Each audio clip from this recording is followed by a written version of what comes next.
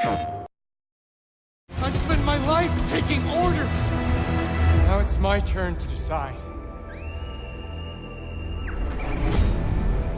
My name is David Cage. I'm the writer and director of Detroit. It's been just over an hour since a little girl was taken hostage on the top floor of a building here in downtown Detroit. So Detroit is a neo-noir thriller set in the near future in the city of Detroit. And in this world, technology made possible the creation of androids that look, speak, move exactly like human beings. And they have replaced humans in most of their jobs. Well, the existence of androids creates a very ambiguous situation and relationship with humans, because at the same time humans become very dependent on these androids because they do all types of jobs in society. There are workers, there are nurses, there are teachers, so we really need them to do these jobs, but at the same time there's a very high level of unemployment. But androids are absolutely not considered in this society. They are just machines, they are just objects, and they are treated as such. And when the story starts, some of these androids start to have strange behaviors. They start to disappear without any reason, or even start being aggressive towards humans. It's as if they were overwhelmed with their own emotions. Don't come any closer or I'll jump!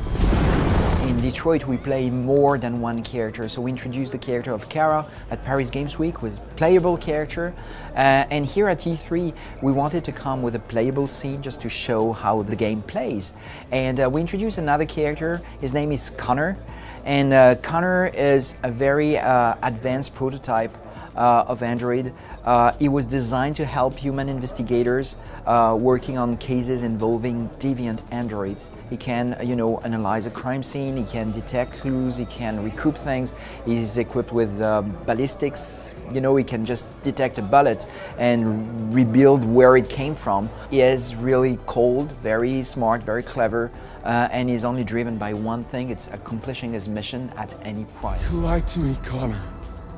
All our characters are real people. We do a casting session and we find the right actor for the role, and then we scan his face in 3D, scan his body, recreate his avatar, get him on set in performance capture, and record his performance.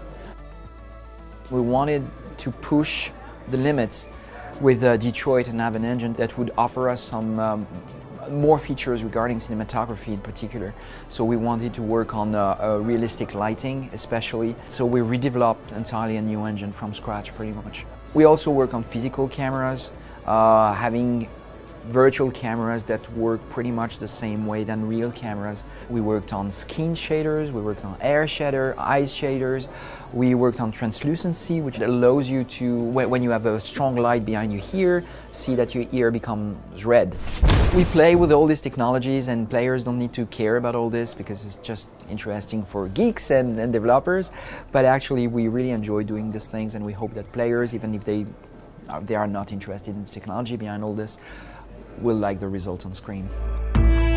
Well, the script of Detroit, it's thousands and thousands of pages, and it's really a complex script in many ways. From the very first scene, very first second of the game, you start to see things having consequences in the scene and maybe beyond the scene.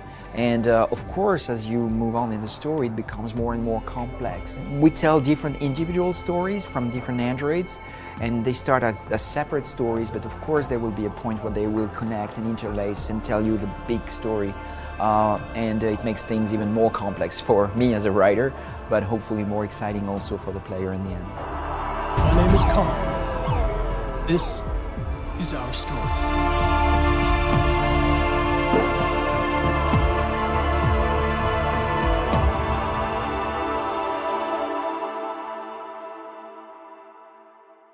PlayStation